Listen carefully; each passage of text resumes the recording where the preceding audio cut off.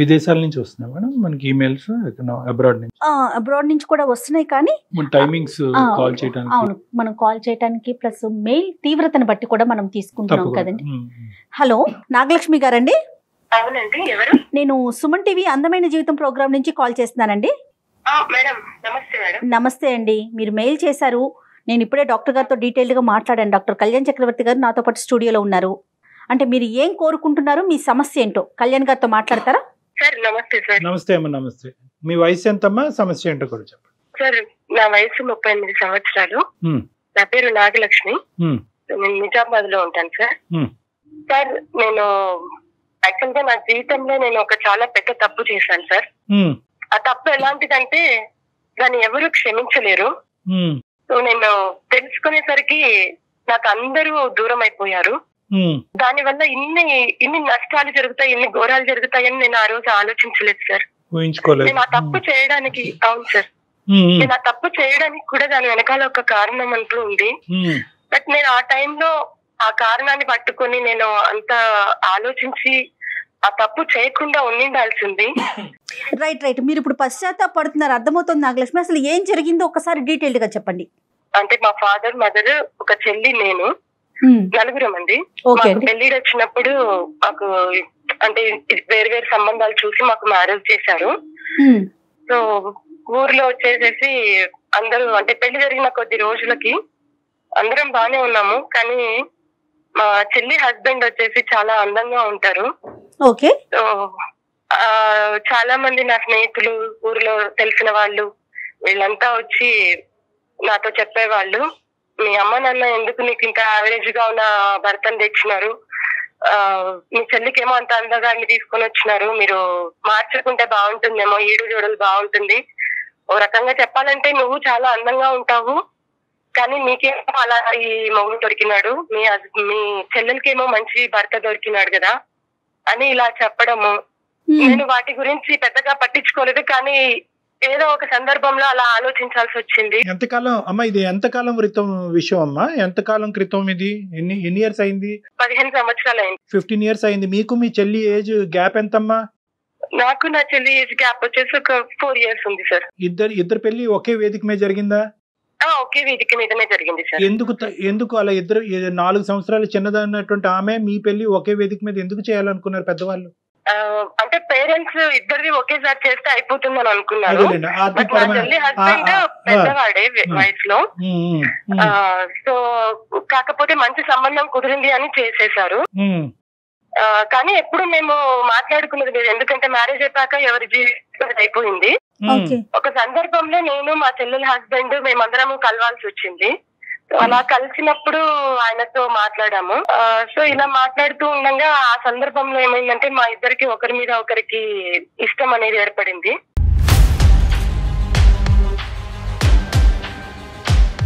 మీ పెళ్లికి ముందు మీ భర్తని చూసారా, ఆమె భర్తను కూడా చూసారా పెళ్లికి ముందు? చూడలేదు సార్. అమ్మ వాళ్ళు ఏ సంబంధం అయితే తెచ్చారో నేను అదే సంబంధం పెళ్లి చేసుకున్నాను. చెల్లి కూడా అంతేనండి? చెల్లి కూడా అంతే. సో ఎవరు కూడా మీ భర్తని మీరు చూడలేదు, చెల్లి భర్తను కూడా మీరు చూడలేదు, పెళ్లికి అయితే మాత్రం రెడీ అయ్యారు, పెళ్లి చేసుకున్నారు. ఏమ్మా? అంటే ఫోటోస్ అవి చూసాం కానీ పెద్దగా అప్పుడు పట్టించుకోలేదు సార్. కాకపోతే ఊర్లో ఉన్న వాళ్ళు అందరూ చెప్పడం తోటి నాకు అట్లా ఒకలాంటి ఫీలింగ్ వచ్చిందనమాట. ఏమని చెప్పేవారమ్మా ఊర్లో వాళ్ళందరూ? ఏమని చెప్పేవారు?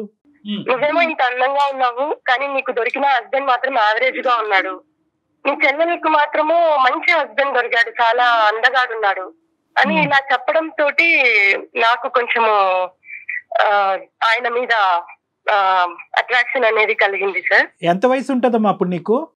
అప్పుడు నాకు 24 years ఉంటుంది. 24 years వయసుకి ఊరు వాళ్ళు ఆ అమ్మాయి భర్త బాగున్నాడు కాబట్టి జీవితం అంటే పెళ్ళంటే అందం ఒకటి చూస్తే చాలు, అందం ఉంటే కనుక అన్ని సరిపోతాయి అనేటప్పటికి మీరు అందమే ఇంపార్టెంట్ అన్నట్టుగా ఫీల్ అయ్యారు, అంతే కదమ్మా?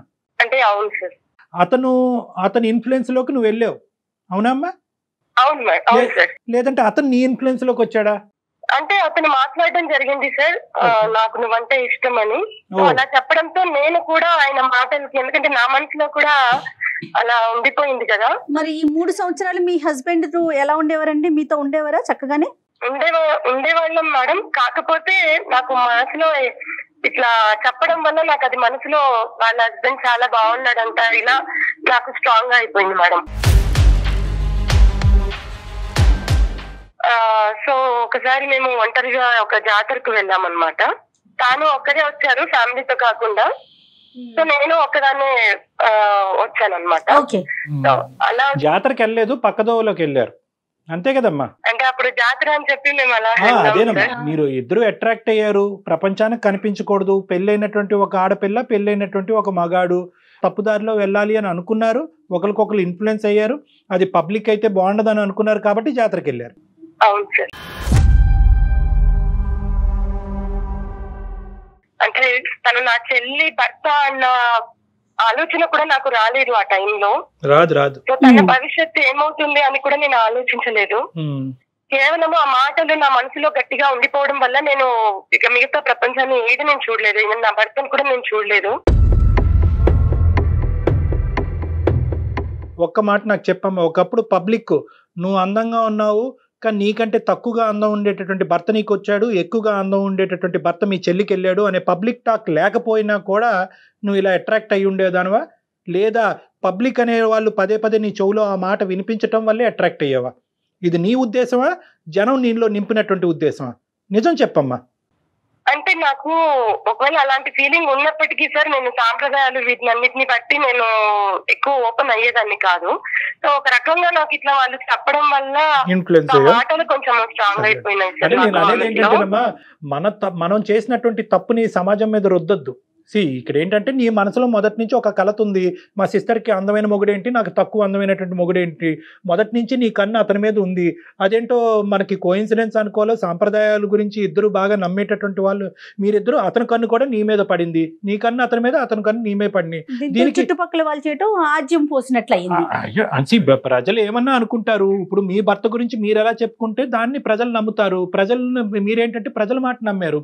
లేదండి అందం ఏముంది, ఈ రోజు ఉంటుంది, రేపు ఉండొచ్చు, ఉండకపోదు, అందమైనటువంటిది మనసులో ఉంటది, నా భర్త ఇంత గొప్పవాడు అంత గొప్పవాడు అంటే కనుక చుప్పని నోరు మోస్తారు ఆ సమాజం. నువ్వు చెప్పుకోలేదు, అవునా నిజమా అని చెప్పి అదే లూప్ లోకి వెళ్ళావు, అటువైపు అట్రాక్ట్ అయ్యావు.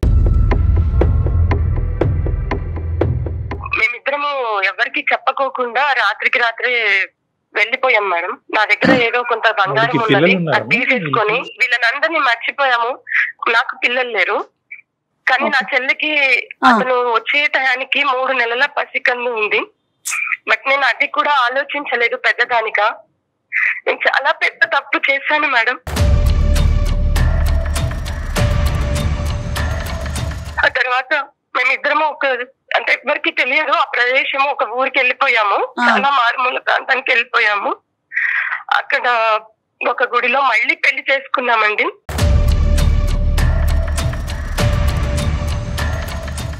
వీళ్ళందరినీ మర్చిపోయి కొత్త జీవితం స్టార్ట్ చేశాము. ఇదిలా కొన్ని సంవత్సరాలు జరుగుతుండగా మాకు ఒక బాబు పుట్టాడు. చెల్లి వాళ్ళు, నా తల్లిదండ్రులు మమ్మల్ని కలవడానికి చాలా ప్రయత్నాలు చేశారు. ఊర్లో వాళ్ళు ఇలా చెప్పడం తోటి వాళ్ళు కూడా తెలుసుకుని మా దగ్గరికి వచ్చే ప్రయత్నం చేశారు, కానీ మేము రానివ్వలేదు. మీరు మా జోలికి రాకూడదు, మా లైఫ్ మాది, మేము మా బ్రతుకులు మేము బ్రతుకుతున్నాం, మేము సంతోషంగా ఉన్నాము, మిగతా వాళ్ళ బ్రతుకులు ఏమైనా అవని మాకు సంబంధం లేదన్నట్లుగా నేను ఆ రోజు చాలా కఠినంగా మాట్లాడేసి నేను వాళ్ళ నెంబర్లు కూడా తీసేశాను. నా నెంబర్లు కూడా, అతని నెంబర్లు కూడా మార్చేసుకున్నాము. స్వార్థం, అహంకారం, గర్వం అన్నిటితో నిండిపోయింది అనమాట ఆ టైంలో. సరే చెప్పమ్మా.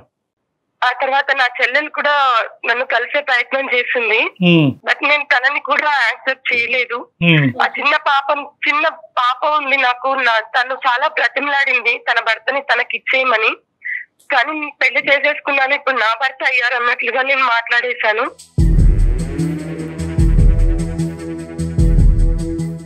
నా చెల్లెల్ని కూడా ఇంకొక పెళ్లి చేద్దామని వాళ్ళు ప్రయత్నం చేసినా తను మాత్రం ఇంకొకరిని పెళ్లి చేసుకోలేదు. పసిపిల్లతోనే తాను జీవితం గడిపింది. చాలా అంటే చాలా తప్పు చేశానండి నేను.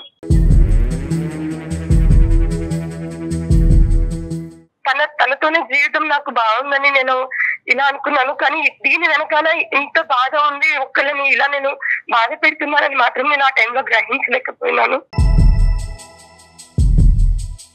చాలా తప్పు చేశాను మేడం నేను. ఇప్పుడు ఏంటి, చెల్లికి క్షమాపణ చెప్పాలని కోరుకుంటున్నారు? ఇప్పుడు మీరు ఏం ఎక్స్పెక్ట్ చేస్తున్నారు? ఇప్పుడు మీ పరిస్థితి ఏంటమ్మా? ఏంటి నీ పరిస్థితి ఏంటి? నువ్వు ఎక్కడున్నావు, ఎవరితో ఉన్నావు, ఏమైందమ్మా పరిస్థితి? ఇప్పుడు ఎలా ఉన్నారు మీరు?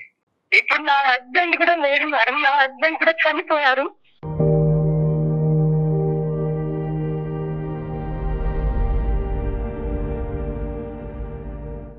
ఒక ప్రమాదంలో చనిపోయారు.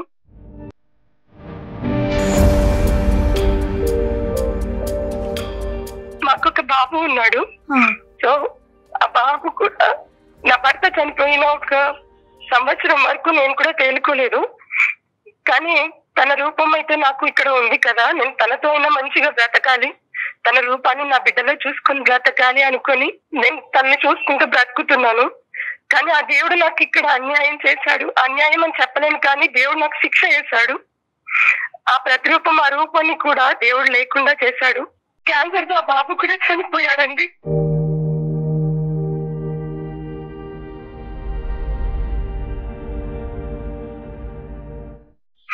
ఇప్పుడు ఎవరు లేని అనాథమైపోయాను.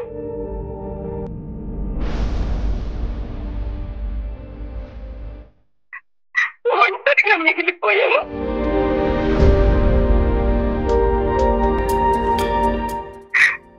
నా చెల్లికి నేను చేసిన తప్పుకు దేవుడు నాకు చాలా శిక్ష విధించాడు.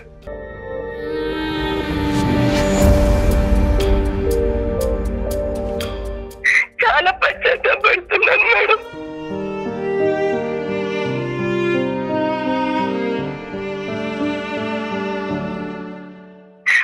ఒంటరితనంతో ఎలా బాధపడాను, ఎలా ఉన్నాను నా చెల్లెలప్పుడు ఎలా భరించిందో నాకు ఇప్పుడు అర్థమవుతుంది.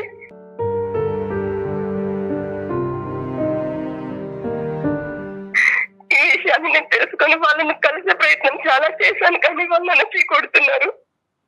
ఈ తప్పుకు అసలు ఏం చేయాలో అర్థం కాక నేను నా చెల్లి కాళ్ళు పట్టుకొని నేను తనని బ్రతిమలాడి, తను తిట్టినా కొట్టినా ఏం చేసినా సరే నేను తన దగ్గర ఉండాలని, తనని బాగా ఇంకా మీద బాగా చూసుకోవాలని అనుకుంటున్నాను. కానీ తను నన్ను చీకొడుతుంది.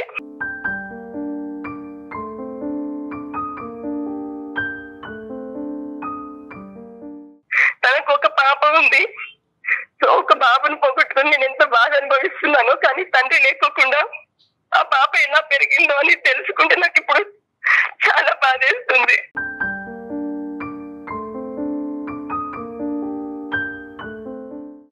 సో నాకు ఇప్పుడు మిగిలింది రెండు మార్గాలు.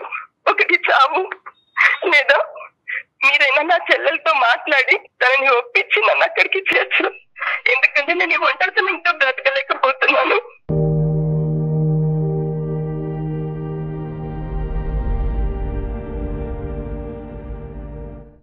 నాకు దయచేసి మీరైనా న్యాయం చేయండి మేడం. అంటే ఒక్కటి నాగలక్ష్మి, మీ చెల్లెలతో మాట్లాడతావా, మీ తల్లిగారితో మాట్లాడతావా అనే సబ్జెక్ట్ తర్వాత మాట్లాడదామమ్మా. ఒక్క ప్రశ్న నిన్ను అడగాలని అనుకుంటున్నాను. నిన్ను చూస్తుంటే ఐ థింక్ 90% చూసేటటువంటి ప్రేక్షకులకి నువ్వు పడేటటువంటి బాధను చూసి కన్నీళ్ళు వచ్చేటటువంటి వాళ్ళు 10% ఉంటారు, 90% మాత్రం నీ మీద కోపం పడేటటువంటి వాళ్ళే ఉంటారు. No doubt about this. ఎందుకంటే కనుక ఎప్పుడు నీలో రియలైజేషన్ వచ్చింది, ఎప్పుడు నీలో ఒక అవగాహన వచ్చింది అంటే కనుక ఎప్పుడైతే కనుక నువ్వు ఒంటరి అయ్యావో అప్పుడు. అంటే అప్పటి వరకు నీకు ఒంటరితనం వల్ల వచ్చేటటువంటి బాధ నీకు అర్థం కాలేదు. నీ భర్త ఒంటరితనాన్ని చూశాడు, ఒక చంటి బిడ్డతో నీ చెల్లెలు ఒంటరితనాన్ని చూసింది, మీ తల్లిదండ్రులు అవమానంతో సమాజం అంతా కూడా వాళ్ళని ఏకాకి చేస్తుంటుంది, ఆ ఒంటరితనాన్ని వాళ్ళు అనుభవించారు. ఈరోజు ఒంటరితనం నీ కాళ్ళ దగ్గరికి వచ్చేటప్పటికి నీకు ఆ బాధ తెలిసింది. సమస్య వస్తే ఇప్పుడు తనకు దిస్ ఇస్ పాయింట్ నెంబర్ 1. ఇంకొకటి ఏంటంటే, తప్పైపోయిందండి తప్పైపోయింది అని మాట్లాడేటటువంటి నాగలక్ష్మి గారు ఎప్పుడు తప్పైపోయింది అని రియలైజ్ అయ్యారంటే కనుక 15 సంవత్సరాల తర్వాత. ఒకప్పుడు నీ భర్త నీ పక్కనుంటే, నీ కొడుకు నీ చెంతనుంటే నిజంగా మాకు ఫోన్ చేసి ఉండేదానమ్మా, ఈరోజు ఈమెయిల్ వచ్చి ఉండేదా మా దగ్గరికి. ఇంకొక 15 సంవత్సరాలు, ఇంకో 20, ఇంకో 30 సంవత్సరాల పాటు నీ రాజభోగాల్లో, నీ ఆనందాల్లో, నీ సంతోషాల్లో, సారీ అమ్మ పుండి మీద కారం జల్లుతుందని అనుకోవద్దు. ఎందుకంటే కనుక ఇలాంటి అంశాలు చూసేటటువంటి ప్రేక్షకులు ఎవరైనా ఉంటే కనుక అంతా అయిపోయిన తర్వాత, ఒంటరితనం వచ్చిన తర్వాత ఇప్పుడు నాలుగు ఖర్చుకుని చేతులు కాల్చుకుని ఇప్పుడు నేను సూసైడ్ చేసుకున్నాను అనుకుంటున్నాను అనేటటువంటిది మీ గురించి కాదు. ఇది తప్పు అన్నది మీరు ఎప్పుడు వచ్చింది, మీ బాధ మీకు తెలిసాక. అంటే ఇప్పటికీ కూడా ఒక ఒంటరితనం వల్ల వచ్చినటువంటి అవగాహన రియలైజేషనే కానీ చెల్లి బాధపడుతుందనో తల్లి కష్టపడుతుందనే కాదు, నాకు తోడు కావాలి కాన్సెప్ట్ మళ్ళీ స్వార్థమే. ఇక్కడ మళ్ళీ కాన్సెప్ట్ స్వార్థమే. అప్పుడు మీ అతనితో వెళ్ళిపోవటం స్వార్థం. అక్కడికి వెళ్ళి 15 సంవత్సరాల పాటు వీళ్ళు కాళ్ళ వేళ పడుతుంటే కనుక వీళ్ళని మెడ పట్టుకుని నెట్టేయటం అక్కడ కూడా స్వార్థం. ఇప్పుడు మళ్ళీ వాళ్ళిద్దరు చనిపోయారు కాబట్టి నేను ఒంటరితనంగా ఉన్నాను, అమ్మ నాకు భిక్షం పెట్టు, చెల్లి నాకు భిక్షం పెట్టు అని చెప్పి ఒంటరితనం నుంచి నా బయట అంటాం కూడా ఇది కూడా స్వార్థమే. ఎలా జాలిపడమంటారు మీరు? ఏమని అడగమంటారు మీ చెల్లిని? అక్క చెల్లికి చెప్పాలి. అలాంటిది ఆ అమ్మాయి ఏమొచ్చి నా భర్త వేరే మా అక్కతో వెళ్ళిపోయినా కూడా ఎంత మనస్తాపం చెంది ఉంటుంది. సహజంగా ఏంటంటే భర్తలు ఈ విధంగా ప్రవర్తించినప్పుడు ఆడవాళ్ళ మనసు ఇరిగిపోతుంది. భర్తలు వెళ్ళి అక్కలతోనే లేచిపోయినప్పుడు ఆ అమ్మాయి పరిస్థితి ఎంత భయంకరంగా ఉండుంటుందండి. ఎల్లమ్మ నువ్వు పెళ్లి చేసుకో అమ్మ, చంటి బిడ్డతో నువ్వు ఏం ఒంటరిగా బతుకుతావు అంటే కనుక ఆ మాట కూడా ఆ అమ్మాయి కొట్టిపారేసి మా అక్క చేసినటువంటి తప్పు నేను చేయను, ఈ బిడ్డ గురించి నేను ఇలాగే బతుకుంటానని చెప్పి ఆ అమ్మాయికి ఉండేటటువంటి ఆలోచన, ఆ అమ్మాయికి ఉండే అవగాహన చూడండి. ఇప్పుడు మీ తల్లిదండ్రులకు కానీ చుట్టుపక్కల వాళ్ళందరికీ కానీ ఒక భయం ఉంటుంది. ఏంటి ఆ భయం అంటే కనుక, అమ్మో ఈ అమ్మాయి వచ్చి ఈ అమ్మాయిని చెడగొడుతుందేమో, మళ్ళీ ఈ అమ్మాయి దగ్గర నుంచి ఈ అమ్మాయి లాక్కుని వెళ్ళిపోతుంది అనేటటువంటి భయభ్రాంతుల్లో వాళ్ళందరూ ఉంటారు. నిజంగా నీలో ఒక మార్పు వచ్చిందా? ఒక పశ్చాత్తాపం వచ్చిందా? ఒక ఆలోచన వచ్చిందా? నిజంగా పశ్చాత్తాపం వచ్చింది సార్. మీ చెల్లి బిడ్డ చూస్తాడు, అమ్మా ఈ పెద్దమ్మైనా మా నాన్న పట్టుకెళ్ళిపోయిందని అంటాడు. నిజంగా ఆ మాట అని మీ వైపు వేలెత్తి చూపెడితే కనుక ఈ పెద్దమ్మ రాక్షసేనమ్మా నా నాన్న పట్టుకెళ్ళిపోయిందని అడుగుతుంది ఆ చంటి బిడ్డ. తట్టుకోగలరా? ఇలాంటి మాటలన్నీ మీరు తట్టుకునేటటువంటి కెపాసిటీ మీకుందా? ఇప్పుడు నాకు ఏం అవసరం లేదు సార్, తన దగ్గర ఉంటే చాలు. తను ఏమన్నా పడతాను, నా చెల్లి కాళ్ళు పట్టుకోమన్నా నేను పట్టుకొని బతిమలాడతాను. ఇక్కడ జాలి అనిపించట్లేదండి. సారీ అండి, మీరు డాక్టర్ గారు అన్నట్లుగా ఇక్కడ జాలి అనే కాన్సెప్ట్ రావట్లేదు. మీరు సర్వం కోల్పోయారు, అది ఒక రకంగా అనిపించినా కూడా మీ మాటలు చూస్తుంటే జాలి అనే భావన కలగట్లేదు మాకు. ఒక చెల్లి మొగుడిని తీసుకొని మాట్లాడటానికి అసహ్యంగా అనిపిస్తోందండి. సారీ. నిజమే మేడం, ఇదే కాలం వెనక్కి తిరిగి వెళ్ళిపోతే. తప్పు చేయటం ఒక్కటే కాదు, తప్పులో మీరు 15 సంవత్సరాల పాటు ఉన్నారు. ఇద్దరు మనుషులు చనిపోయిన తర్వాత అప్పుడు మీరు రియలైజ్ అయ్యారు. సో ఇది 15 సంవత్సరాల క్రితం తప్పు కాదు. ప్రతి సంవత్సరం, ప్రతిరోజు, ప్రతి గంట తప్పు చేస్తూనే ఉన్నారు. అవతల వాళ్ళు బాధపడుతూనే ఉన్నారు. నా సుఖం నాకు ఇంపార్టెంట్, నా భర్త నేను అందమైన భర్తని మా చెల్లి దగ్గర నుంచి కొట్టేశాను అనేటటువంటి ఆనందంలో మీరున్నారు. ఆ నింద సమాజం మీద వేస్తున్నారు. మళ్ళీ జెలసీ, ఈర్ష్య. అందంగా ఉన్నాను ఇందాక అన్నాను కదా, అహంకారం, స్వార్థం, గర్వం, ఈ 3 అంశాలు 15 సంవత్సరాల పాటు పీకల లోతులో మీరు మునిగిపోయారు. సమాజం ఏం చేయలేదు. సమాజం పేరు చెప్పుకుని సమాజం ఇలా అంటుంది, బహుశా నా జీవితంలో ఏదో మిస్ అయిపోతున్నాను, ఆ అమ్మాయి లాటరీ కొట్టేసింది, ఆ లాటరీ కొట్టినటువంటి అమ్మాయి దగ్గర నుంచి నేను నొక్కేయాలి అనే ఉద్దేశం అక్కడ జరిగింది. సమాజం కాదు. చెల్లెలు మొగుడు అందంగా ఉన్నాడు, సో మేమిద్దరమే కలవాలి, అదే కదండి. దీన్ని ఒక రకమైన వేరే లాంగ్వేజ్ మాట్లాడతారు, మనం కెమెరా ముందు మాట్లాడకూడదు, అది ఎక్కువయ్యి చేసిన పనులు కాదు. ఇప్పుడు భాగ్య గారి దగ్గరికి ఎందుకు వెళ్ళాలని అనుకుంటున్నారు? ఒక్క కారణం చెప్పండి, గట్టి బలమైన కారణం. మీ మట్టుకు మీరు బ్రతకలేరా? లేదు సార్, నేను చేసిన నా తప్పుకు ప్రాయశ్చిత్తంగా నేను తన సంతోషాన్ని అంతా నేను తీసేశాను, నేనే కారణము. భాగ్య ఏం చెప్తుందో నాకు తెలీదు, కానీ భాగ్య ఏంటంటే తన జీవితం ప్రయాణం ఇంకో విధంగా సాగటం ప్రారంభించింది, వెళ్ళిపోయింది, వాళ్ళ కర్మకు ఆలేపోతారు, వాళ్ళు చావు ఆలేసేస్తారు అన్నట్టుగా ఆ బిడ్డను చూసుకుని హ్యాపీగా బతుకుతుంది ఆ అమ్మాయి. ఇప్పుడు వెళ్ళి మళ్ళీ తీపి గుర్తు చేస్తావా? తీపి జ్ఞాపకాలు గుర్తు చేస్తావా? ఎవరినైతే కనుక ఇంతకాలం పాటు కల్లోనో నిద్రలోనో ఊహలోనో ఎక్కడో గుర్తు చేసుకుంటూ తిట్టుకునేటటువంటి వ్యక్తిని కళ్ళెదురుకుంటే వెళ్ళి నిలబడతావా? లేదు, తను ఏం చేసినా, తను ఏ శిక్ష విధించినా నేను భరించడానికి రెడీగా ఉన్నాను. తను నీకు శిక్ష విధిస్తుందని అనుకోకు, నా కాన్సెప్ట్ నీకు అర్థం కావట్లేదు. నువ్వు ఇంకో కొత్త రకం లైవ్ టెలికాస్ట్ లో శిక్షను విధించబోతున్నావు అమ్మాయికి. మీరు అమ్మాయికి ఒక శిక్షను విధించబోతున్నారు. ఇదిగో ఎక్కడో ఉన్నదని అనుకున్న నేను ఎక్కడో లేను, నీ పక్కలోనే ఉన్నానన్నట్టు ఆ అమ్మాయికి మళ్ళీ ఒక కొత్త రంగుని చూపెట్టబోతున్నారు. 15 సంవత్సరాల పాటు తను ఒక అలవాట్లో పడింది, ఆ బిడ్డతో పాటు బతకటము, అదే జీవితం అనుకోవటం.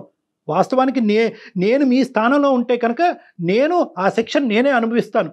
ఆ శిక్షను మళ్ళీ నన్ను శిక్షించండి అని చెప్పి వాళ్ళని అడగను, నన్ను బాధ పెట్టండి అని అడగను. మీ అవసరం మాకు లేదు, మా అవసరం నీకు లేదు, కాబట్టి నువ్వు అక్కడే ఉండి మేము ఇక్కడే ఉంటాం. ఎందుకు ఇప్పుడు మళ్ళీ వాళ్ళని కలవాల్సిన ప్రయత్నం ఎందుకు చేస్తున్నారు మీరు? నేను ఒంటరితనంతో అంటే కాదండి, కాళ్ళ మీద పడి క్షమాపణ చెప్పేస్తే మీ తప్పులన్నీ పోతాయా? మేడం నేను తను ఏమన్నా కూడా నేను తన కాళ్ళ మీద, నా తల్లిదండ్రుల కాళ్ళ మీద పడి నేను క్షమాపణ కోరుకుంటాను మేడం. మీ సిచ్యువేషన్ అర్థమైందండి, మీరు ఏమి ఎక్స్పెక్ట్ చేస్తున్నారో అర్థమైంది. నాకు ఒక ఫ్యూ సెకండ్స్ టైం ఇవ్వండి. ఒకసారి డాక్టర్ గారు నేను డిస్కస్ చేసుకొని, ఇఫ్ డాక్టర్ గారు ఓకే అంటే కనుక మీ సిస్టర్తో మాట్లాడతాను. ఓకే అండి? సరే మేడం, ఎలాగైనా ఒప్పించే ప్రయత్నం చేయండి మేడం నా చెల్లెలకి. ఒప్పించే ప్రయత్నం అనేటటువంటిది మేము మా చేస్తాం. చేతుల్లో లేదండి. ఇప్పుడు మేము చేయటం వరకే. అక్కడ అందుకే అమ్మాయి మీరు ఒక నిమిషం లైన్ లో ఉండండి ప్లీజ్, హోల్డ్ లో ఉండండి.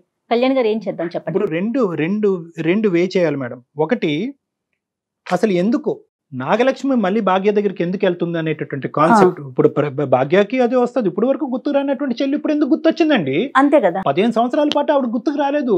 భాగ్యలక్ష్మి యొక్క భర్తతో పాటు ఈవిడ సంసారం చేసింది ఇంతకాలం. ఇప్పుడు ఆ ఒంటరితనం అక్కడికి వెళ్ళిపోయింది. కొడుకు కూడా చనిపోయాడు, దురదృష్టవంతుడు. వాడు ఎన్ని బాధలు పడ్డాడు ఆ ఒంటరితనంలో. అమ్మమ్మ లేదు, నాయనమ్మ లేదు, తాతయ్య లేదు. ఆడు ఒంటరితనంలో ఆ బెంగతో క్యాన్సర్ ఏదో వాడు చనిపోయాడు.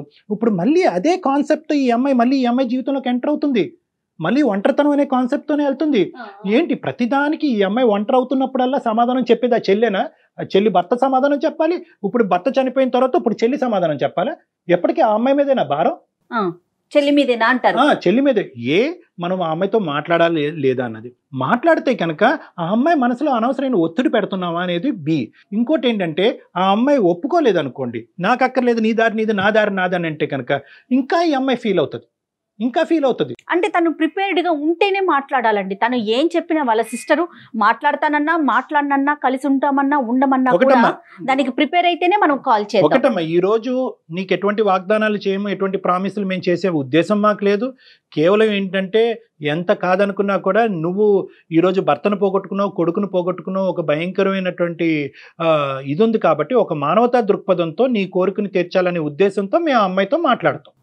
ఓకేనమ్మా? కానీ తను ఏం చెప్పినా యాక్సెప్ట్ చేయడానికి రెడీగా ఉండండి. చచ్చిపోవటం మార్గం కాదమ్మా. మళ్ళీ ఇలాంటి పిచ్చి మాటలు మాట్లాడు. ఇది ఒక తప్పు. మళ్ళీ 15 సంవత్సరాల పాటు నువ్వు ఒక పిచ్చితనం అనే మబ్బులో ఉన్నావు. ఇప్పుడు చచ్చిపోవటం అనేది ఇంకో పిచ్చితనం.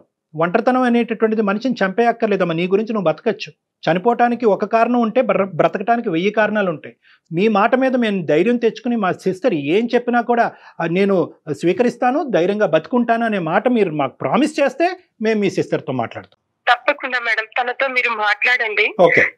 తను ఏం చెప్పినా తను ఏం చెప్పినా నేను చేయడానికి సిద్ధంగా ఉన్నాను. తన జీవితాన్ని ఇప్పటికైనా ఎంతకాలం నేను తన జీవితాన్ని పాడు చేశాను. తనని తను సంతోషంగా చూసుకుంటాను మేడం. ఏం చేస్తారండి? సంతోషంగా చూసుకుంటాను నేను తన దగ్గర ఉండి. అంటే ఎలాంటి భరోసా? అంటే సంతోషంగా అంటే ఏ విధంగా చూసుకోగలరు మీరు? ఇప్పుడు సంతోషంగానే ఉన్నారు వాళ్ళు, మళ్ళీ మీరు సంతోషంగా చూసుకునేది ఏంటి? సరేనండి, నెంబర్ ఫార్వర్డ్ చేయండి ఒకసారి. ఈ డిస్కషన్ ఎక్కడికి పోదు. నేను చెప్తున్నాను కదా, ఈ డిస్కషన్ ఎక్కడికి పోదు. At the end of the day what ever we should do for the benefit of your sister. ఆ అమ్మాయి పాయింట్ ఆఫ్ వ్యూలో చేయాలి. నేను మా అక్క వస్తే సంతోషంగా ఉంటానంటే మీరు అక్కడికి వెళ్ళాలి. నేను మా అక్కను మొహం చూస్తేనే నరకాన్ని అనుభవిస్తానంటే కనుక మీరు ఎక్కడున్నారో అక్కడే ఉండాలి. అంతే. Anything from the point of view of your sister. అయితే కళ్యాణ్ గారు, నాకు కూడా ఏమనిపిస్తుంది అంటే తన మాట మీద కాల్ చేయాలని కాదు, ఆ అమ్మాయి మనసులో ఉన్న బాధను కూడా ఏదన్నా మనం తొలగించే ప్రయత్నం చేస్తామేమో అనే ఒక ఆశతో కాల్ చేద్దామండి. ఓకే, ఈదర్ వే ఏదైనా చేద్దాం. Right, ready. Okay madam.